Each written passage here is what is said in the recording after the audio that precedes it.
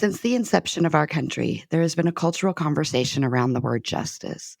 And yet, everyone has an opinion or an idea of what it means for them, but rarely does that align with how others view it. Now more than ever, we're inundated with headlines about the inequities that permeate our culture every day. And we see a constant class of pundits and talking heads with a difference of opinions on just what justice means, which means we live in a world of subjective justice that results in very little justice for anyone beyond a select few. So, how do we guarantee justice for everyone? As you might imagine, it's not an easy take, but it starts with creating a collective understanding of the world and how justice gets implemented. In this episode, we speak to Libra Forde, the executive director of the Women's Foundation of Oregon and a dedicated advocate for social justice in all spaces and places. We talk about the complicated moment of time we are in and how it is moments like this that open the door for change. Enjoy Libra Forde. Wait, hold up, what is sponsored by? Can a bra help change the trajectory of a girl's life? Did you know that nationally only 20% of girls engage in at least 60 minutes of daily physical activity, a lower rate than boys? Or that girls' participation in sports drops off significantly from the ages of 10 to 17? Wait, hold up, what? Yeah. Some of the barriers that contribute to this include lack of financial means, lack of role models, dropping body confidence, and concerns about body changes, including breast development and the need for a sports bra. The simple intervention of a sports bra, along with the normalization of body development, can change the trajectory of a girl's relationship with body movement for her whole life. You heard that right, her whole life. Every girl deserves to feel comfortable and confident in her own body. And that's why Bras for Girls partners with more than 25 athletic brands and donors just like you to distribute new, high-quality sports bras and breast development booklets to girls in need, ranging from the age of 8 to 18. Let's get girls in well-fitting sports bras right when they need them the most. Girls plus sports equals a beautiful world. You can donate to Bras for Girls today at brasforgirls.org. And as a side note, Eliminate Girl Hate has partnered with brasforgirls.org and will be donating a proceed of all merchandise sales to helping girls get in the bras that they need and keep them in sports. You can help by shopping the Eliminate Girl Hate store today. How many times have you heard the words workplace and culture used together and found yourself rolling your eyes at the thought? Believe me, I'm with you. I'll be honest, as I record this, I just rolled my eyes. That's because the word culture has become homogenized in such a way that they actually had us believing ping pong tables and pizza were symbolic of a good place to work. COVID changed that. Remote work was a success in the eyes of many, and as such, our ideas of what constitutes a good workplace culture have changed, and it boils down to one crucial element: equity. Now, don't you roll your eyes again on me. It's true. The expectation of employees is that they have a work environment and culture that works for them, regardless of who they are. No more cookie cutter swag and Pizza Hut deliveries, mandatory after hours, happy hours, and all of the other things they do to make us feel like we're a family. This is especially true for women. Remote work gave many more hours in the day, the flexibility to feel more productive and present, and a choice in how and what style of work is best for who they are and what they do. This is at the core of what equity means, because the old way was made for one group of people. And this is where Eliminate Girl Hate comes in.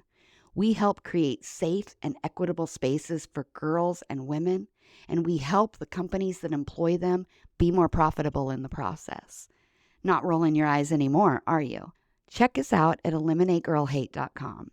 Use code WAITHOLDUPWHAT in your contact form for a free consultation call and see how we can help you and your business. Have you ever dreamed of writing a book? I know I have. Or maybe, also like me, you've started a manuscript. Maybe you've started 10 and you've just never finished it, or never let anybody else read it, or never thought you could publish it. Wherever you are in the process, Jim Woods would like to help. Jim's a writer just like you, but he's also a coach who loves helping writers bring their books into the world and make them a reality. If you are like me, sometimes you need that push, a supportive but demanding cohort along the way to put your stories out into the world and keep you on track. Jim Woods is that cohort. Visit jimwoodswrites.com and click the Let's Chat button. Mention our podcast for a free clarity call and get your story out into the world because we need it. We are sponsored by Epiphany Recording Studio. Creativity needs to flow freely if you want to reach that aha moment that we're all looking for. At Epiphany Recording Studio, their goal is to create space that takes full advantage of those moments. From podcast and video production to music creation, you get the support you need to create compelling stories with a competitive sound. Your ideas can flow freely because they partner with you free of judgment, ready to be vulnerable, do the work, and make your projects look and sound their best. So let Epiphany Recording Studio help you reach your artistic vision by visiting them today at epiphanyrecordingstudio.com. Tell them Dawn sent you. And now, wait, hold up. What? A podcast from the women at Eliminate Girl Hate. Today, as you heard in the intro, I have Libra Forde, the executive director of the Women's Foundation of Oregon, and I'm very excited. I went to an event that you and the foundation co-hosted on healthy masculinity, which I have not been able to stop talking about since I attended. And then I went to my network and said, somebody's got to know this woman. Like, I've got to meet this woman. And luckily someone did. And shout out to Karis.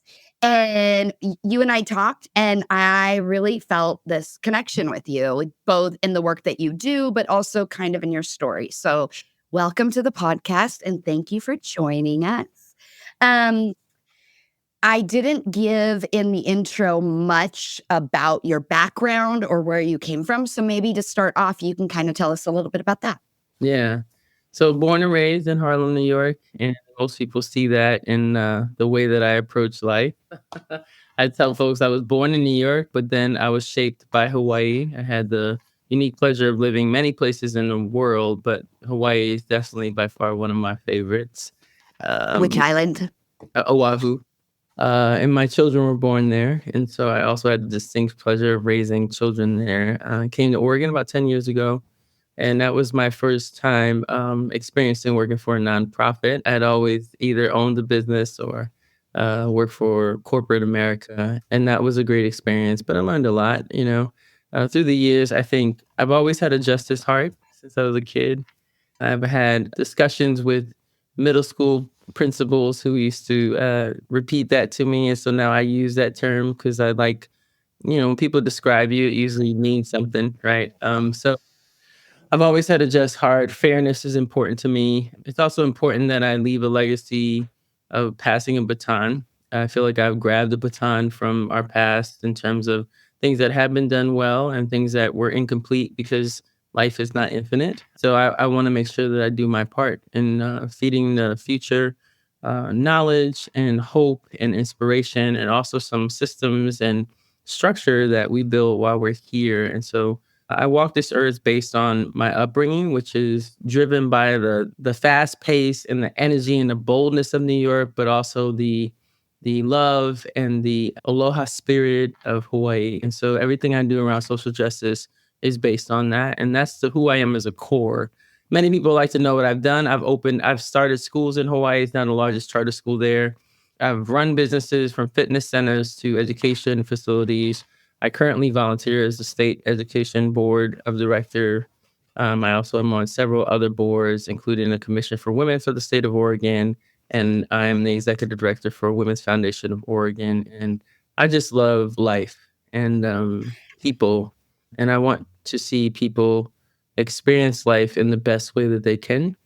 And so I'm willing to do whatever it takes to help shape that for them and for our future. There's just so much with all of what you just said, and I'm so excited to dig into this. I have a tendency of just going off the rails and going, and I'm working on being better with this. And so I want to kind of start. I love the terminology just heart. It resonates with me because I feel very similar in that. but I did not know that that was who I was until much later in life Right. when a boss Hmm. said, "Wow, fairness is so important to you." He asked me, "Where does that come from?" And so I Mhm. want to ask Mhm. you, you're told that since you were a kid, but what do you think was the catalyst or the thing that that came from for you? I think in my life, I've often had things that were unfair, and early in life, it was not necessarily anything I was really aware of, except my height.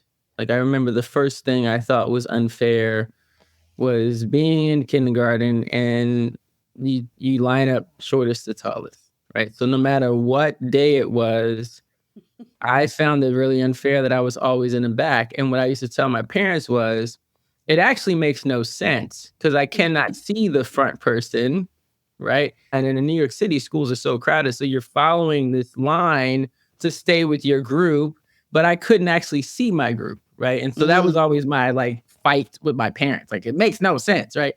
And I think that's the first time they realized, like, "Okay, she's a fighter," right? Like, she's not gonna let mhm. this go. And by the 3rd grade, I had a teacher who saw that in me because I would say it to my teachers too, and she changed it. She came Mm, in one day and she said, "Okay, we're gonna change the lineup where we're gonna line up tallest to smallest, and it's because you can actually see the tallest person." So she clearly heard what I was saying to her, and it became the moment that I think I realized fairness was important to me. And I wasn't was trying it to take something away from someone. I was trying to look at it as what makes the most sense for everyone. It makes sense that you can see the back of my head and I can't yeah, see the back of yours. So yeah. I think that's where it There's started. a sense of also, like, and I don't know if you'll identify with this, but my big thing is, like, if you can make me understand why something is this way, oh, good. But Right. if I can't understand it, then I have to know why, right? Like, Right. it's unfair. But also, would you say, and maybe you didn't notice it at the time, but in that moment, she heard you use your voice, and Mhm. as an adult, she listened and gave space for another way, and that's pretty Yeah. empowering. Oh yeah. I mean, that was my first black teacher too. Mm, The woman that did that, black woman, and she definitely saw me. I mean, it was also the year that they were trying to put me in special education, and she stayed after school and made sure that I caught up, right? Like, that was a yeah. pivotal year in my life, and it was many things that she saw in me, right, and heard. She listened a lot. But, yeah, she was my first Miss Gums, my first black teacher in New York City, because I went to a predominantly white neighborhood for school. Even though I grew up in Harlem, my mom, she did the change of address thing. We didn't really live there, but she made sure I went to a good school. So yeah, that was it for me. And also knowing I trusted her. So it built a really nice relationship for me. And yeah, it built a foundation of justice for me.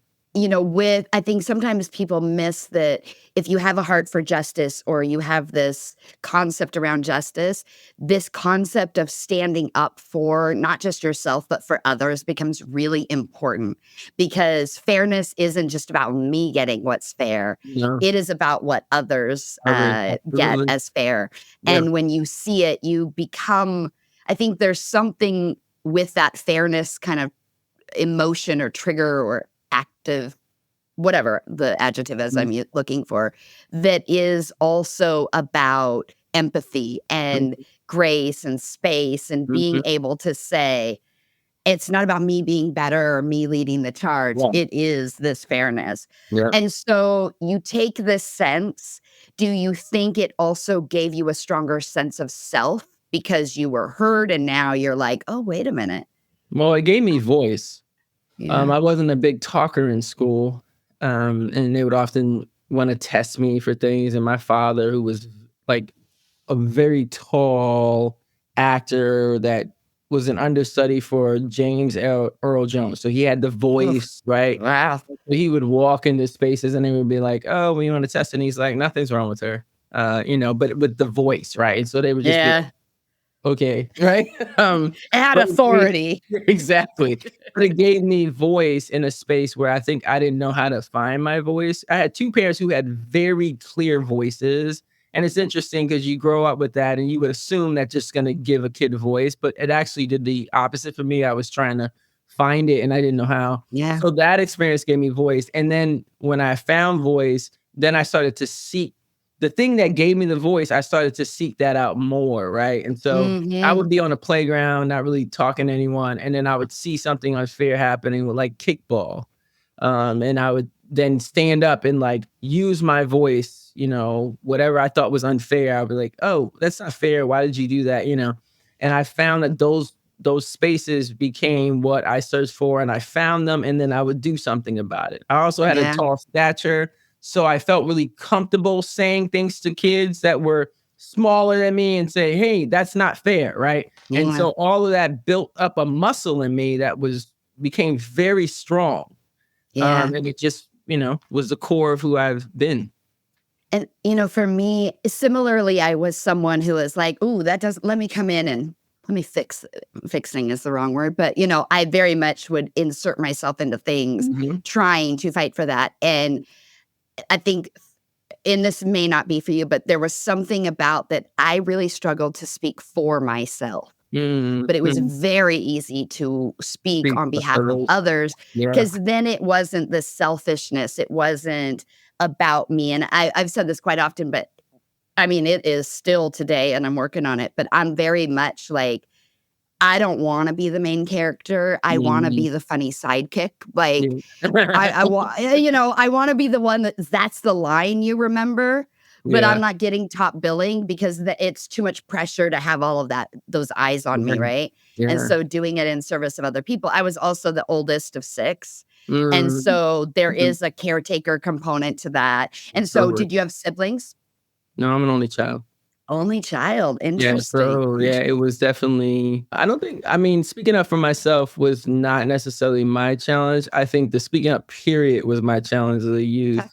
And then really finding grace and my uniqueness became my next challenge because I was so much taller than everyone else. And I remember conversations with my father again and my mother about accepting who I am fully. Mm, And that included being, taller than most people, even though everyone in my family was tall. So it wasn't odd for me to be tall, but in those spaces, it was different. of course, of course. And so finding And that tall as a girl as a and girl. tall as a Black girl. Yeah, and, like, not just tall, but, like, towering over my teachers, right? Like, Yeah. people would walk into class and think I was a teacher in the 5th Wow. grade, right? How And tall so are you? I'm 6'5", and I've Oh, been wow. this height since I was 11.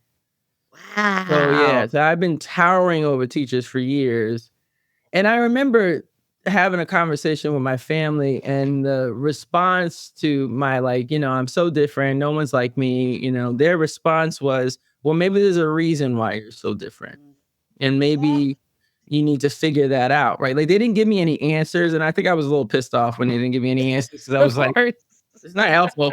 Um, but now, like looking back on it and the years that I've had to the chance to figure it out for myself, I realized that this muscle I was building of a just heart, my vision to find things unfair, and then the voice that I've then been practicing to like find a way to find a solution it was better impacted by my stature Yeah, because people were fascinated by she's so tall. Or it was all these things that really connected people to me, like in a really organic way, yeah, even without any discussion. And then if they were also the people that maybe had unjust behavior, it gave me a chance to then accept their like entrance into this world that they were fascinated with and then begin a discussion of, well, let's talk about what I just saw. And well, they and were like your father with the gravitas and the voice, it as a child, that gives you some authority, Mhm. even if you're quote Yeah, unquote don't deserve that authority, right? yeah, People automatically maybe don't approach you as a child the same way absolutely. they might somebody younger. And so there's Absolutely. probably a maturing, a psychological maturing that happens a lot sooner as well. Oh, yeah. Um, I mean, but what my a mother used to carry it around a birth certificate because people would treat me like I was so much older. She's like, no."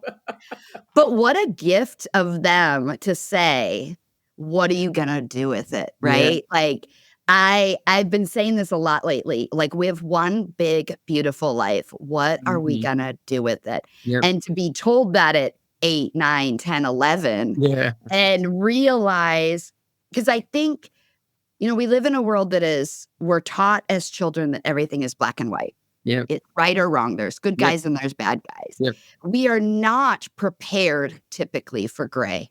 Yeah. So then you get into life, right? And the It's blinders all come on. gray. Yeah, and you're like, I don't know what to do with it," right? And Yeah. you may not feel empowered to do Mhm. something with it, for it, or about it Yep. because you weren't given that, and what a gift that they gave you to say, Oh, "Oh, yeah. no, no, no, you get to decide." Yeah. Now at 11, it probably didn't feel like a gift, right? No, it didn't feel like a gift, but I will also say, reflection on my childhood, my parents were really good at putting powerful voices around me. Um, and they weren't together, by the way, so they had very different circles, but their circles were one of they were both in an industry where was very few Black people, and so they were trailblazers themselves. And so the people around them, now people look up to them and quote them, but those are my parents' regular people, right? Like, Yeah, my mother's best friend is Gloria Baldwin, James Baldwin's sister and a yeah. sister, right? And so this was someone who spoke to me every day. And So did her they grow up in Harlem, your parents? No, my Okay. parents were no, my mom is from Philly, my dad is from Atlantic Okay. City. But Oh, they okay, moved to New okay. York because my father was an actor, my mom was a model, so, they moved Yeah, to yeah, yeah. But their And was circle of that when all of that was happening in Harlem, Yeah, right? Like, all absolutely. of that Oh, art yeah. culture was coming All of together. that. I mean, they were Yeah. in the core of that, right? And Wow. it wasn't now kinda like this Hollywood kinda thing. These were Yeah. people who were just living their lives, right? And so their Yeah. circle of influence was the community. And Yeah. that community included some pretty amazing people, right? Who were all Yeah. trailblazers, who all like were standing up against way bigger things than, my lining up in a classroom. But the juxtaposition of it made sense to me, right? So I was Yes. listening and I was watching and I was seeing, like I said, Gloria Baldwin, her best friends were Alice Walker and Toni Yeah. Morrison. Like, these are people who Yeah. were regularly in my world. My father's best friend was Fred Sanford from Sanford and Son, right? Wow. Like, it's Wow. like, and so the comedy that I would hear on his side, but comedic people are very political, right? They're very Especially smart. then. Yeah. Exactly. And so the comedy, yet like this downloading of look at it this way, right? That was my world And on the regular. that's where you had people like Fred Sanford and Dick Gregory kind of changing what their comedy was. And, when I think culturally, there's a quote that I hear often that says storytellers are the architects of culture. And I Yep. just love this. When my coach uses it all the time. And people laugh at me because storytelling is so overused, right? Right. But if you really think about these cultural tent poles in our society, right? They're always surrounded by artists. Absolutely. And, you think about Paris and Hemingway and kind of that era, right? And then you think about the Harlem Renaissance and you think about how it was just a bunch of artists sitting on the floor in someone's Right. living room, That's right. and art and politics and activism kind of just All collided. it collided in this really beautiful way. Mhm. And that is what changed Yep. culture, right? Yep. Because it also, in that instance, you have this coming together of new forms of media as well. Mhm, mhm, And mhm. similar to right now, right? We've got all Yeah. these new forms of media and we've got all these new storytellers. And we're in this time in which it's like, okay, what are we going to do? With it. Yep. What is going to happen Mhm, next? And, mhm. you could argue that there is some things now that are a little bit different with our Yeah. access and openness, but to grow up and be surrounded by these people who, they're not the businessmen changing the world, they're the people Yeah. that are using their art and love and storytelling. Um, I mean, it's delicious, right? I also Yeah. translate it to today. Like, I tell my kids, "You have the same access now," right? Like, of course, mine was probably more personal, Of but you course. have the ability to now choose the voices that you want to hear because you have the Yes. ability to connect to so many people across the globe in ways I never had as a child, right? Yeah. And there are voices out there that are extremely powerful, that are critical thinking in a way that is just like revolutionary. And so making those choices and helping children make those choices, not just using the tool for the entertainment part, which is fine, but using the tool to actually find those voices, to download into your system where you can find what you're looking for. Yeah, And and not just the voices that agree with you, that's right. but the voices that challenge you and Absolutely. and their vision for a world is a vision of a world you want to That's right. see, That's right. right?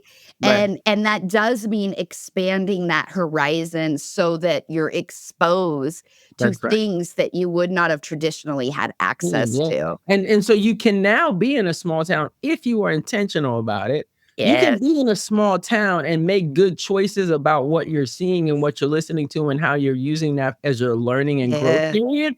You now have the ability to be anywhere and be that person. Yeah. And you can change that ecosystem that you're in because now you have access to all those things. Whereas growing up for me, growing up in New York City was a privilege, right? Because we Of didn't course. have those tentacles to share everywhere. So if you weren't there, you heard about it. Yeah. By the Yeah. time you heard about it, it was over, right? And Yeah. so very different times.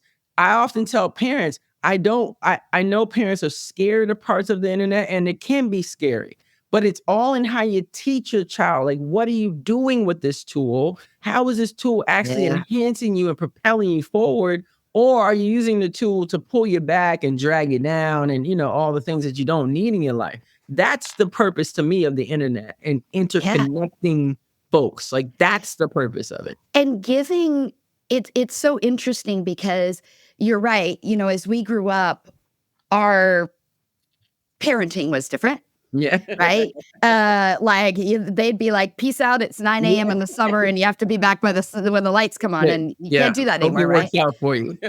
But I think it is also crucial that as we pull back some of that because we realize the dangers of the world, that we're Right. not pulling so far back that they're not able to have critical thinking and That's decision right. making and be empowered That's right. to question, to seek, to enjoy, That's right? right. There's this element right now of uh I hate that I'm about to say the word FOMO, but Mhm. FOMO, right? Mhm. This idea that you just have to keep moving and keep Right. moving instead of stopping and really critically thinking about, "Ooh, is that what I want to Right. digest and why? What is it doing to serve my life and my goals?" And by the way, those goals don't have to be so serious, right? If you're a No. kid, it's Right. also your goals for play, your self-acceptance, accepting, I've been talking to the women at brasforgirls.org.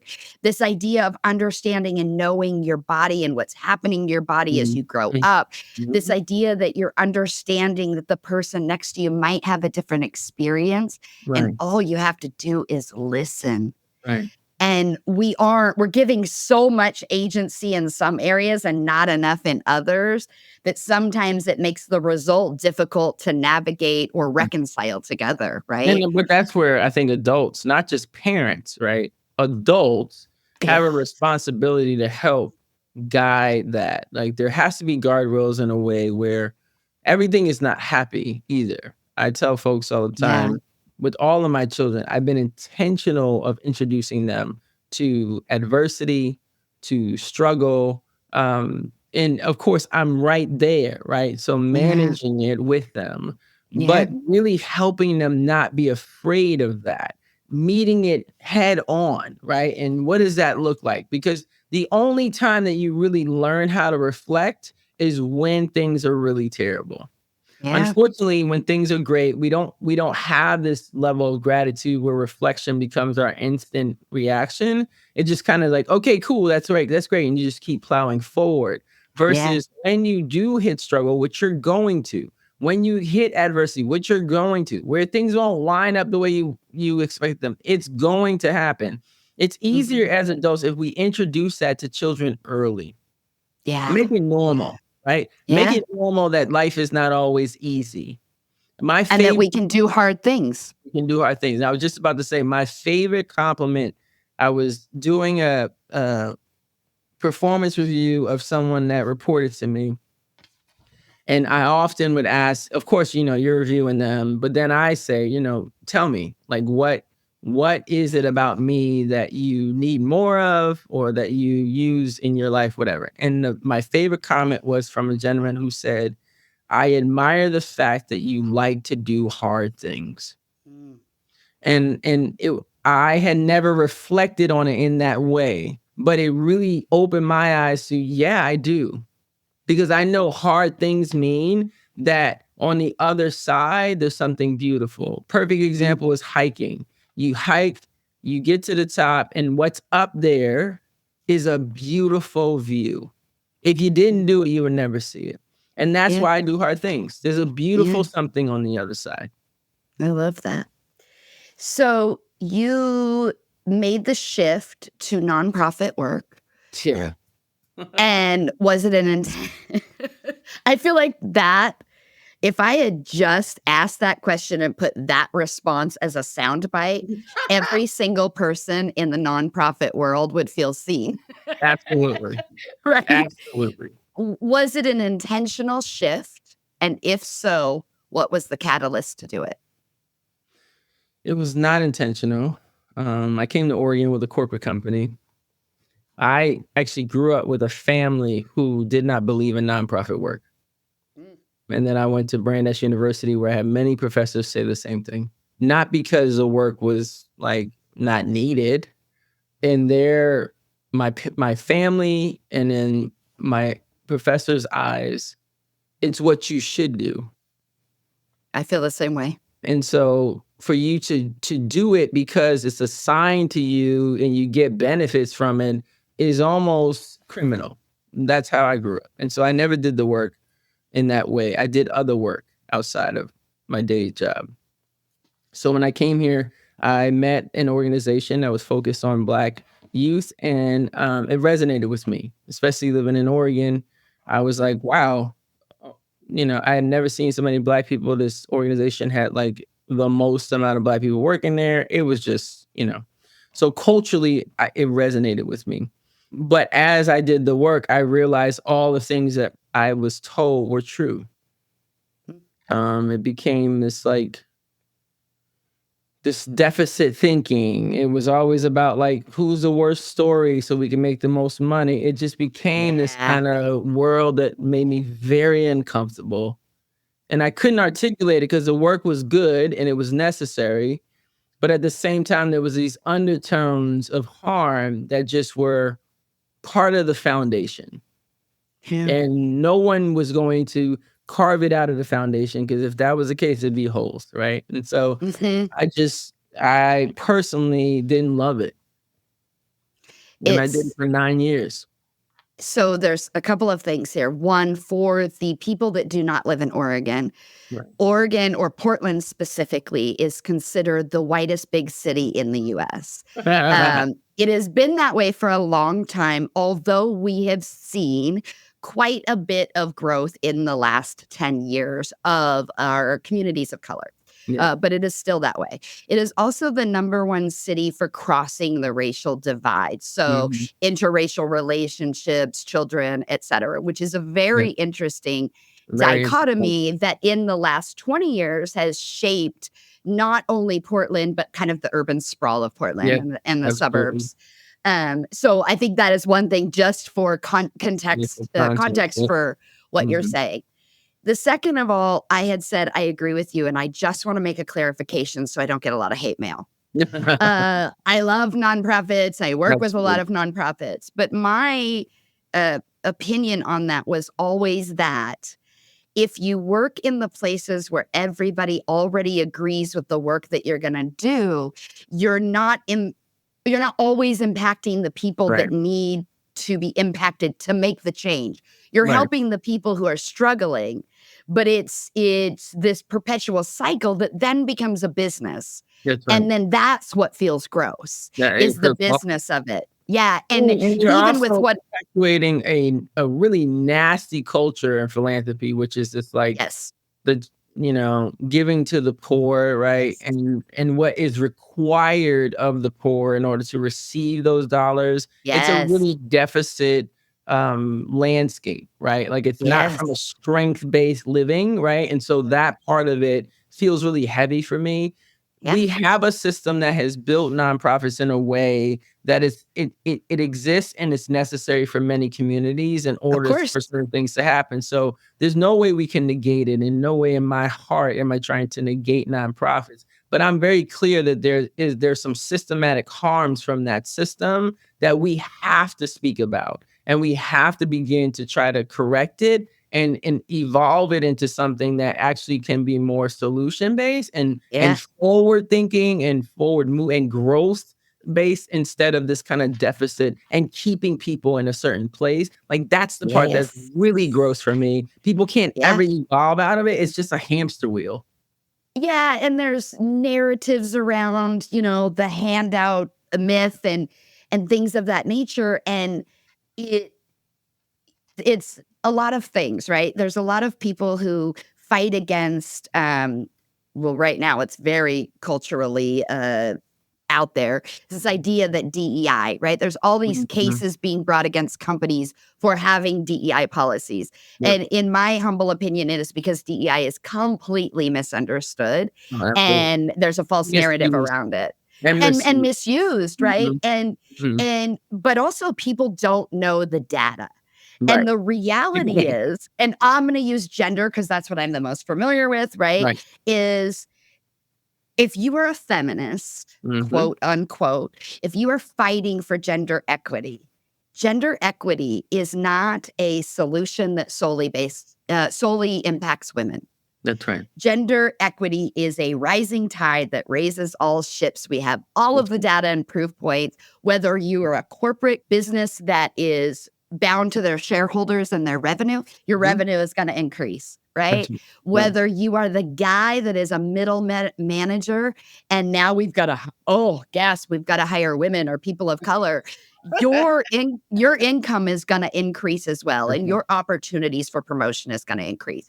And so Absolutely. I just feel very strongly that until the systems of where we learn, where we work, and where we play, until Mhm, there is a requirement for those systems to do better, mhm. nonprofit is the band aid That's right. that is being oftentimes the band aid that is being put on it to solve for a government and a business or corporate structure that Mhm. isn't doing what they need to do to serve the Absolutely. people that are working and playing for them. Yeah, it's unbelievable how we kinda just built this way. And then mind you, in Pacific Northwest, we have the most nonprofits per capita in the entire United States, which Yeah, we are really some hippies who accurate. love to That's the other lens that was really unfamiliar for me coming here. I was unfamiliar with it being so many, right? And so that's the other part. It becomes a very saturated field. And then you find that the people that can fund them become very arrogant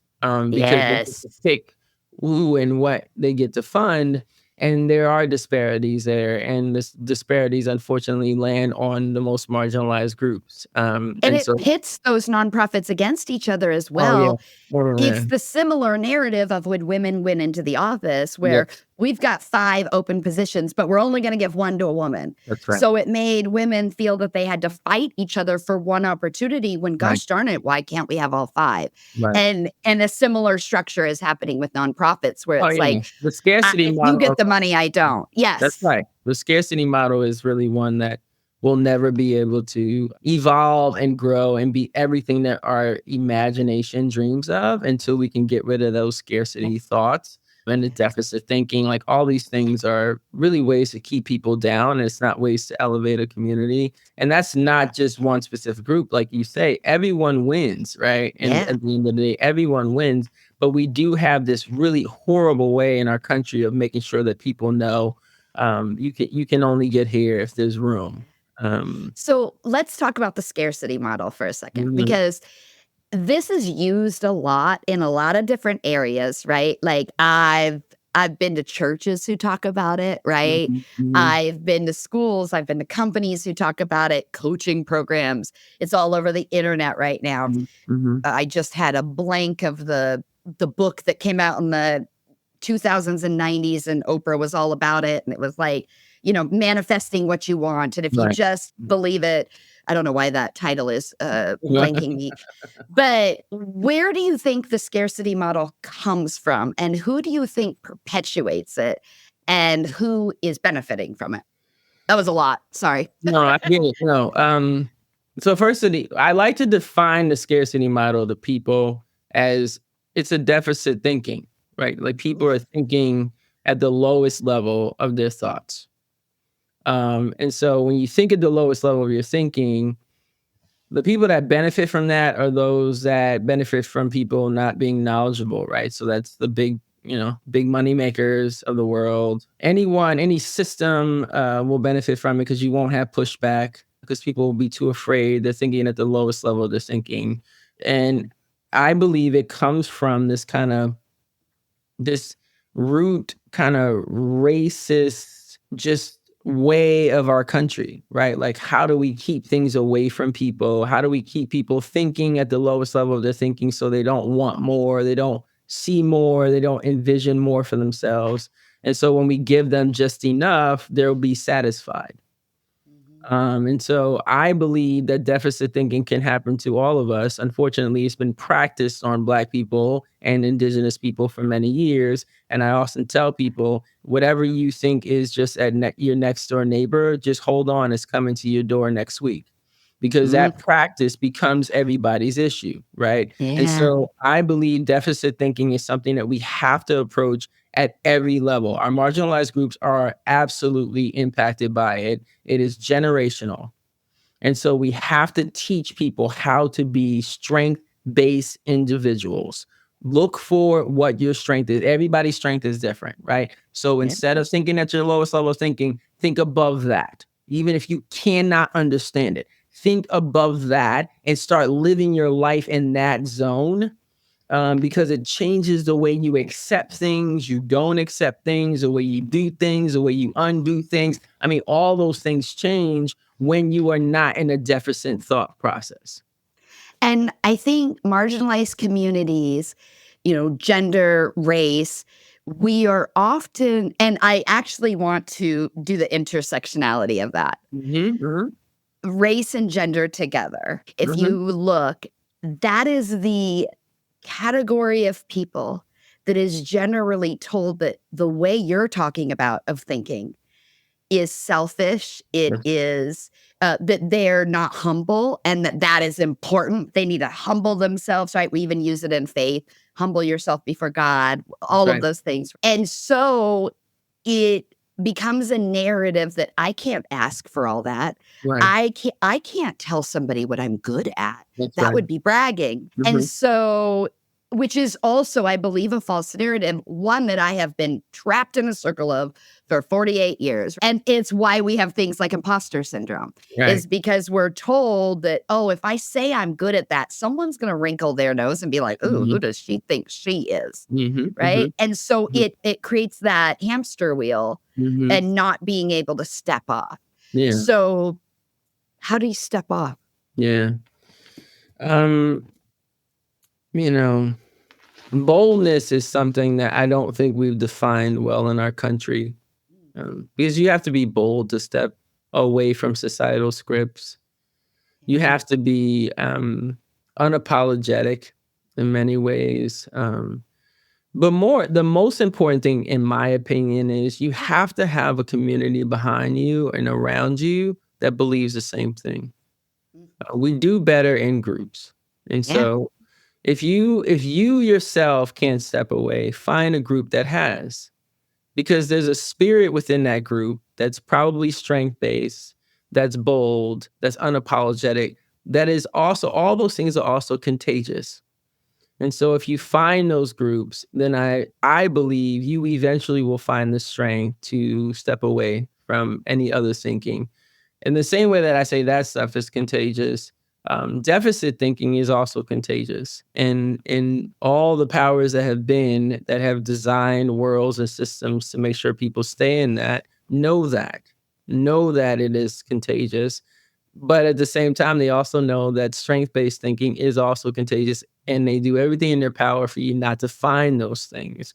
So Yeah. I say the way to do it is find community that looks like, feels like all the things that you want to be, and just And sit all the there. things you want in the world. Yeah. Like, it's such an interesting thing to be a woman in my 40s because the things that mattered to me 8 years ago, the Mhm. day before I turned 40, Right. do not matter to it literally was like someone turned on a light, Yeah. and I jokingly refer to it as a midlife crisis Mhm. because I worked for 40 years towards one thing. Goal And there. then I realized it was not enough. It was a lie, Mhm. in so many ways, and it was holding me back from where my purpose is and Mhm. what I could do. Right. And look, all of these things that we're talking about, they sound awesome. I Yeah. can't imagine many people would be listening and go, "Nope, don't want a community," right? Like, of course, we talk about it all the time, and there's a quote that says, "We are hurt or Mm. damaged in community, and so we Mm. have to heal in community." Mhm. And I love that. But community is oftentimes hard to find because, Yeah. again, it's not about getting in insular bubbles. It's about finding these supportive and demanding circles that Right. know that you're built for more and are Yeah. gonna lift you up and empower you to do more, which Yeah. means there's expectations on you. That's And you right. got to step out, and it is not easy. It is Yeah. very difficult to be the first. Right. It is painful. It Mhm. is I'm gonna use your analogy, it is hiking up those switchbacks, right? You Mhm. are in the middle, and I am not the most fit person in the world, so my hand physically goes on my knee, and I am doubled over, breathing hard and saying, "I don't know, I don't know, I don't know," right? But I do it Mhm. because I do hard things, Yeah. and when you do hard things, you make it easier for the person that comes up behind Yeah. you to do the next hard thing That's that right. progresses us to this. I'm going to use words that are cheesy probably, but this world that we want and that we Mhm. know we can be. Yeah. Because if we think about all those, I got to be careful here. If we think about all those hundreds of years ago, when Mhm. this idea for a country and for a place that was better was written and devised, I Mhm. cannot in my heart of hearts believe that this is what they meant. No, I mean, I think like people saying to me, "What do you think about when you're like really down and you're trying to find inspiration?" I think about slave women Yeah. who had babies on their back, maybe even, being beaten or raped. And in their wildest dream, Yeah. they saw a Libra Forde, Yes. and it got them up every day, right? And so I think that you're right. There was a thought when they were doing that, but it might have been this because Yeah. this might be better than what they had. Yeah. And Fair. maybe, Completely fair. their vision of what, might be, I don't know. But what I do know is every generation in their visioning a future saw something better. It is now upon us to Yes. do the same, right? Yeah. To now say what can be better than this and not Yeah.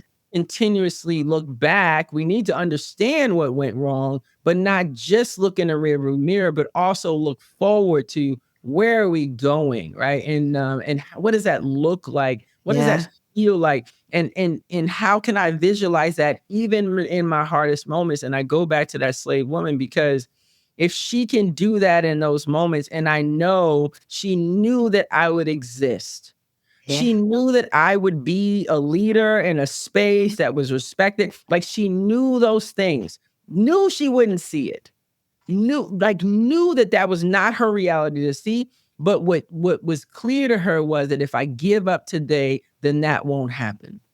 Mm, You mm. cannot give up, right? And that's really the crux of daily living, in my opinion, is finding ways not to give up and keeping a vision of what can be even beyond your existence, your reason for moving, your reason for going forward, your reason for keeping to try to find the community you're looking for. And I will also want to say, when I say community, many people are thinking about like this whole, like It's thousands not. of people, right? Community could be one person. Yeah. That could be your community. Thinking differently can be one small thing. Yeah. It doesn't have to be this grandiose, something that gets on Facebook or wherever you use and it becomes, viral. Like it doesn't Right. these things. It can be so small because the reality is that if we're all thinking about one small thing in our ecosystem, eventually all of our ecosystems will meet and it will be one big thing. It takes a lot of butterfly wings to make a butterfly flaps to make a butterfly fly, right? That's right. So I was working and I knew this was the work I was supposed to do. No. But I was in a corporate job and I was like, I had the epiphany. I Right. had the moment of this is why I'm here, but I'm failing, so I'm not doing it. Mhm. And my sister-in-law said to me, which I will never forget, she goes, so you're not in front of an audience of 1,000 people. Mhm. You are impacting the 10 women that are reporting to you or working next to you, and you are helping to promote them. And that is the start, right? That is the flap of the butterfly wing that gets it flapping faster. She didn't say the butterfly wing part. I just tried to draw the analogy together. Didn't really work, and it was such a moment for me because we live in a culture where virality or going viral is the The end. goal. Right. When for me, the goal is impact. That's And right. whether that impact is on 1 or 100 is irrelevant because that one then goes out. Because maybe I'm not. Have you ever seen the video on YouTube about the first follower? Yeah. Mhm. So maybe I'm the first person that looks like a fool, but Mhm. it's the first follower of Mhm. mine, that one person that then goes out and changes the world. And similar to what you're talking about, they may not have been that woman that is on the plantation and is a slave with the baby on her back. She is the person that gives strength to the next person and then to the next person. And then it has this ripple effect. Mhm. And life is not easy. No. Whatever they have sold us in a commercial, an ad, a propaganda poster, a movie, a TV show, it is not easy and it doesn't wrap up in 22 minutes. No. And that idea of keep going even when it is hard Mhm. is ultimately, I think, where we find justice. So I want to slightly pivot because I do want to talk about the work that you're doing today. Yeah. Women's Foundation of Oregon has been around for a very long time, Hmm. but what it was initially created for, how it evolved, and where you are now is quite a journey and very different. And I know you're working with the state of Oregon on this idea of justice and what it means. So Mhm. let's Yeah. talk a little bit about that and how you kind of became involved and what ultimately you hope to use this platform to do. Hmm. So everything that I get involved in, I try to think to myself, what is my purpose in this space, right? And so I try to meditate and observe and listen and find, where I can be of service. And in Women's Foundation of Oregon, originally started in 1887. It was two organizations, Portland Care Association. I'm sorry, Portland Women's Union and Women's Care Association. They owned a hotel, so they would house single women in the 1900s, and then they sold that hotel and took their assets in 2014, combined them to create Women's Foundation of Oregon because it connects us to a national network. And our work has always kind of been focused on women and girls. It used to be kind of fluffy, not really political, but just supportive. And then I think we became more political after our first research project and really understanding what's happening with women and girls in Oregon. And now, when I arrived at Women's Foundation of Oregon, my first thought was, what am I doing here? Mhm. How am I going to be of service to this community? And the thing that I heard loud and clear was people actually didn't know what justice looked like. We spent a lot of time speaking of what it has not been. We spent a lot of time speaking of the harm that it's caused. And in our world, women and girls, and that's women and girls of all intersectionalities, right? And that harm is daunting and exhausting and all those things. And it quickly came to me that because I don't have a deficit thinking mindset, that we've lost some strength in constantly looking back as a community.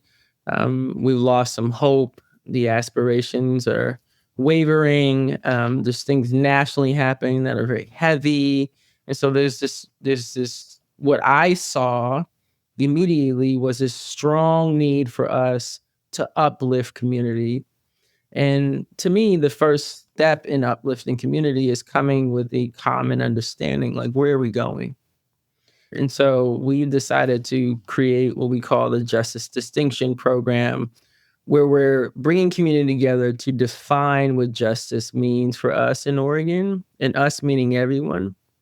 It's being led by Women's Foundation of Oregon because most things that change in life are led by women, but we won't go Here, there. here. Uh, but it is for everyone, which is why, like you mentioned earlier, our work with men and healthy masculinity, like we're very clear that it's time for us to figure this out together. So coming up with this justice distinction definition, it also gives us room to define what it transactionally looks like what are the livability things that we're looking for in the justice community, and how can we define that transactionally where people can really understand it clearly, black and white, so that those transactional things can become transformational living. And the end goal for us, and this is a pretty large and lofty project, is to create justice distinction cities. And what that means is it's a replica from the age-friendly cities that AARP has been working on for about 15 years, where they have defined livability factors for folks over 65 in a city, and they will actually assess a city based on these things that they've defined to deem them age-friendly. And so we're pulling community together to do the same type of structure to allow an assessment to deem a city just for all people. And so in that, it elevates people's thinking, right? It gives them a moment to say, what could this look like? It gives them what I see in my world, the slave in the fields feeling. It gives them hope, right? It gives them lots of work to do, but we're doing it together. And that is what it is. Justice is a beautiful thing, but we've all been living it in our own islands, and none of the islands have bridges that connect. And now we have more islands than we've ever had before. And those islands are, screaming at the top of their lungs how much they need and want. And we're not connecting. And it's time for us to connect. Mm. And that's the work that I told myself, okay, this is a space that's going to take a long time. And I will, if I die at the end of this project and we get lots of work done, then I would have done. What is it that is the hardest part about what you are currently doing? Mm. People are so, um, people are depressed. Mm. Many people don't even know how to find hope anymore. So it's a lot of redirecting, right? Because conversations get really bogged down by the things that have been so wrong. And it's not that you don't want to heal them in that space, but we have to begin to learn how to look forward. And that's the hardest part. And how do you respond to people who negatively comment about the work that Mm. obviously it's more than a negative comment, but the people that are challenging the work that you're doing and saying, what are you talking about? We have justice. Yeah. I don't spend a lot of time with people that don't want to be in the space. Like I just have, again, like you say, at 48 years old, I don't really care. Like if Yeah. you are so gun ho on spending all of your hours just being negative and trying to not see hope, then I'm gonna allow you that space, right? Like I'm not gonna give up on you because I don't believe in giving up on a human spirit. But I won't spend a lot of energy on you because it's just not you're not there yet, and it's fine. Mm. I believe you can get there, and I'll say that to someone. But if you're not there yet, I'm not gonna force you to be there. I'm gonna be available to you. I'm going to share thoughts. I'm going to listen when you need me to listen, but I'm not going to spend a lot of energy on you. And I personally feel like folks that have like hit that hatred button and decided to just stay on it, they're drowning, Yeah. right? And if you think about a drowning individual, you don't ever jump in after them. You have to send them a Mm. life jacket, send them a tool of some type Mm. to save themselves. You cannot be their savior. They will kill you. So that's the way I approach hatred. I'll send you a tool. Oh my gosh, I love I literally just typed it as you were I was like, "I'll send you a tool." I love it. Okay, so how can people help? Uh, Several ways. We have a couple committees that people can get on and be involved in it. In in those committees, we do a lot of sharing. We do a lot of expert appearances where people can learn from others, and reflection. We do a lot of reflection. So anyone can come and join our committees, which includes our research. There's an opportunity to get involved in that. It includes our policy committees, our justice committee. And then, of course, you can become a member just by becoming a member. You don't necessarily have to do anything. Obviously, you choose how much you want to pay monthly to become a member. We don't have a cost. You can also become a member by having an annual. Like I love the fact that I went and talked to a school, and I've got a student that's 9 that's a member. They pay $5 a year, but they're recurring. As long as you're recurring, you're a member, right? And so you can become a member. And if you don't know what you want to do yet, you'll get all the information that you need to figure out where you may fit in the community and what's best for you. We have a really cool app that you get access to when you become a member, and so that kind of tells you everything, and it's all in your own time, and you can kind of see it. It's really easy, user friendly, and then eventually, women or men, usually say, "Okay, I found my space. This is what I want to do." Mhm. But it gives you a window to the community in a way that allows you to pick. My eyes lit up. Well, I don't know, I'm not looking at myself, but I can imagine my eyes lit up with the idea of a 9-year-old joining the Women's Foundation of Oregon. I just love that as a concept because so few adult spaces in quote unquote, right, allow for the voice of children to be heard and to Absolutely. participate in one of my, like, it's maybe a borderline obsession. Internet content creators is a person by the name of Brad Montague, and Mhm. he started something called Kid President. If you're familiar, Kid President did a pep talk like 10, 15 years ago that went crazy viral. Nice. And they and their content really helped me in a difficult Mhm. time. But Mhm. it is their concept of that is how do we listen to children and as children's and adult make the world a better place, right? And I love that. I love that it's positive content in the universe because we Mhm. have so little of that. Sure. And I love this idea of allowing children and young people to join because there's so much to be learned Yeah. from both their experience because the world is very different, Right. but also, and I mean this in the best possible way, the naivete that sometimes we forget because the world has beaten us down and we're Yeah. depressed, Mhm. right? That there is a joy and a hope that naturally exudes from Yeah. children Yep. because they do still see things in black and white and they're like, well, it can't be that hard. Let's just do it. And Right. that is contagious, It right? really It, and it also for us it's intentional, right? Because we earlier in our discussion, I talked about philanthropy and the harms that it's done. We're trying yeah.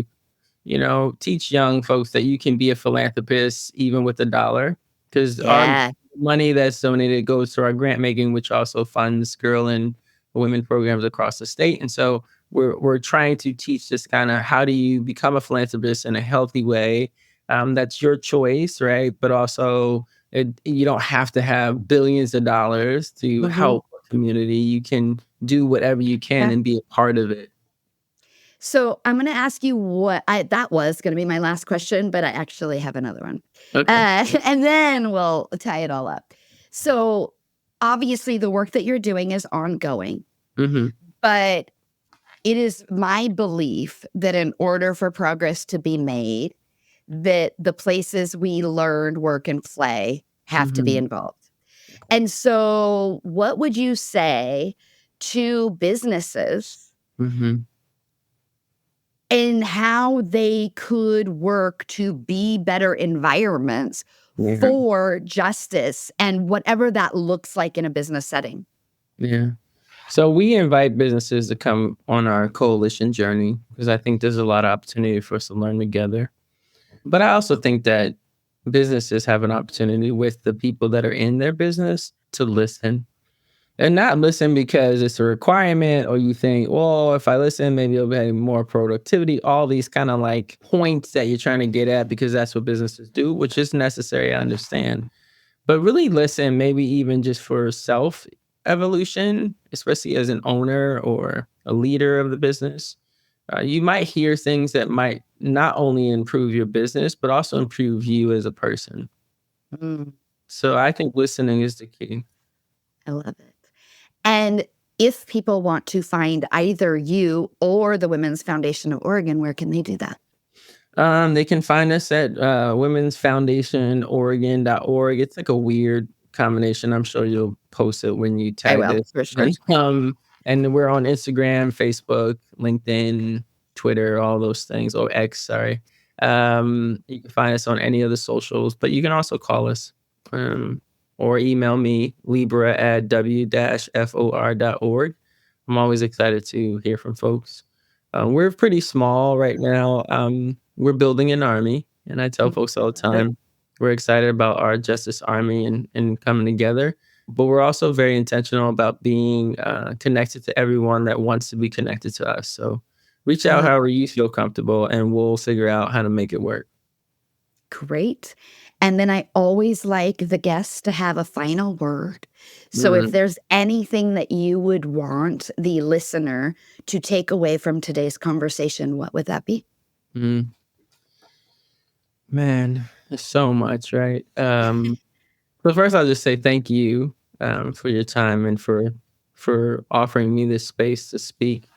But if I had anything I wanted the listener to take away, I would say be kind to yourself.